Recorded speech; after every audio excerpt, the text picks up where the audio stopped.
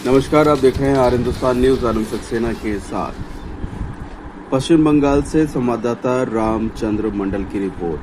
पूर्व टीआईसी आसिफ रहमान ने जाहिदुल इस्लाम की जगह टीआईसी का पद संभाला। कालियाचक के उत्तर दरियापुर बीसीआई हाई मदरसा के टीचर इंचार्ज पद को लेकर लंबे समय से चल रहे विवाद में एक नया मोड़ सामने आया है। मानी कोर्ट के आदेश पर जिला शिक्षा विभाग के अधिकारी बुधवार को मदरसे गए और असिस्टेंट हेडमास्टर आसिफ रहमान को फिर से टीआईसी की जिम्मेदारी सौंप दी गई है।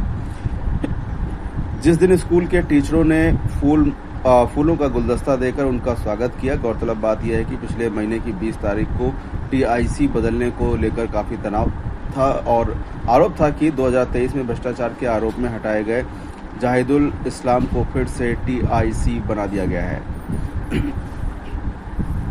इस मुद्दे को लेकर राजनीतिक और प्रशासनिक हमलों की चर्चा शुरू हो गई है। स्थानीय सूत्रों के मुताबिक टीचरों पर प्रस्तावित पुस्तिका पर साइन करने का दबाव बनाया गया। आरोप है कि जाहिदुल इस्लाम के नेतृत्व वाले एक गैंग ने अलमारी का ताला तोड़ा और डॉक्यूमेंट्स निकाल लिए। सीसीटीवी फुटेज से कुछ सवाल साफ तौर पर उठे हैं।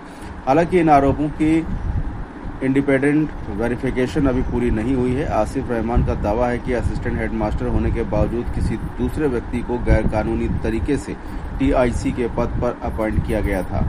फिर कोर्ट ने फैसला सुनाया कि कोर्ट का ऑर्डर मिलने के बाद डिस्ट्रिक्ट एजुकेशन डिपार्टमेंट ने जिम्मेदारी वापस कर दी। इस घटना को लेकर एजुकेशन कम्युनिटी में बड़ी चर्चा शुरू हो गई है।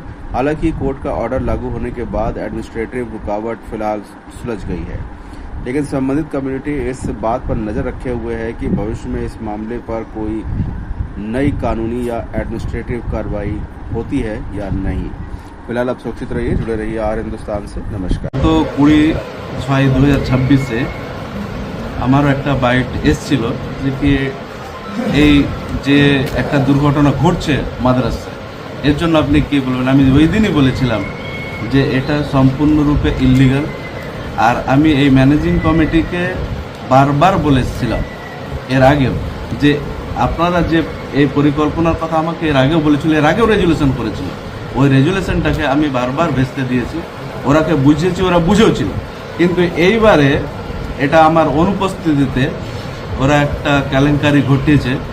এটা সম্পূর্ণ আমাদের রুলস, মাদ্রাসা বোর্ডের রুলস, একাডেমিক ক্যালেন্ডারের নোটিফিকেশন রয়েছে যে in absence in temporary vacancy of headmaster, assistant headmaster will officiate the H1. No other teacher can be appointed as a TIC. এই কথাটা বারবার বলার পরেও এরা একেবারে কি বলবো ডেসপারেট হয়ে গেছিল যে কি আমাকে টিআইসি হতেই হবে বাই এনি কস্ট। কিন্তু নিয়মের কাছে কোনো বহিরাগত শক্তি কাজ করবে না, নিয়মের জায়গায় থাকবে। আমি তারপরের দিনই 21 তারিখে গিয়ে আমি কলকাতা হাইকোর্টে আমি অ্যাপিল করেছিলাম।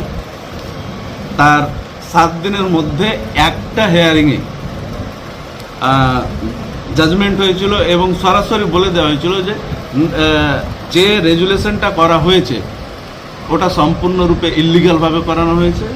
আর অ্যাসিস্ট্যান্ট হেডমাস্টার সব সময় হেডমাস্টারের অনুপস্থিতিতে হেড অফ দ্য ইনস্টিটিউট থাকবে। ওই রায়টা আমরা কালকে 9 তারিখের পরে আমি রিজুম করে দিয়েছি।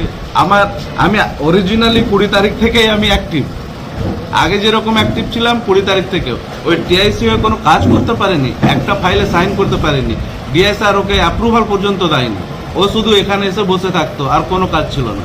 কেন? এটা সম্পূর্ণরূপে ইললিগাল, কোনো মতেই লিগাল হতে পারে না। এখন ওই হয়তো বুঝেছে, পরে হয়তো আরো ভালো করে বুঝবে, না বুঝলে ওরই সমস্যা, আমার কিছু নেই। বা বহিরাগত আমাদের স্কুলে যে এসছে, এটা আমাদের স্কুলের জন্য দুর্ভাগ্য। আমাদের দারিয়াপুর 22 ছাত্রছাত্রী, এখানে প্রায় 4400 ছাত্রছাত্রী রয়েছে। আমাদের এই মাদ্রাসা আমাদের বাচ্চাদের মাদ্রাসা, এখানে কোনো বহিরাগত জায়গা নেই। এটা আমাদের মাদ্রাসার কয়েকটা মুসলিমেও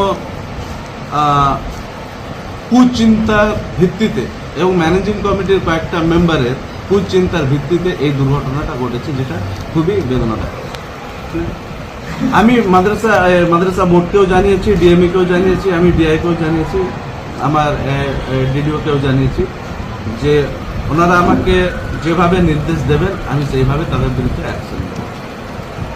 ওর 3 বছরের আই কার্ডে টাকা তুলেছিল, একটা বাচ্চাকে আই কার্ড দেয়নি। প্রত্যেক বছরে 1,20,000 টাকা করে 3 বছরে 3,60,000 টাকা ওইখানে পাওয়া যাবে। তারপর আমাদের হোস্টেল নেই, হোস্টেল এসছিল, ওটা আমাদের জায়গা ছিল না বলে ওই হোস্টেলটা অন্য জায়গায় চলে গেছিল, কিন্তু ওর হোস্টেল পারপাসে 2বার 2,20,000 টাকা করে ঢুকেছিল। আমাদের এইচএম যখন ছিলেন তখন চার্জ হ্যান্ড ওভার করার সময় ওকে বলে গেছিল যে বাবা এই টাকায় তুমি হাত দিও না। এইচএম এর কথা না শুনে ওই টাকাটাকেও তুলে শেষ করে দিয়েছে, 4,40,000 টাকা।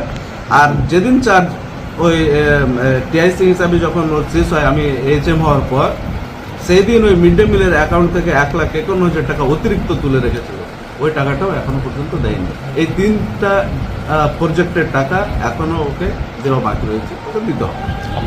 আমি MD Asif Rahman, assistant headmaster, office setting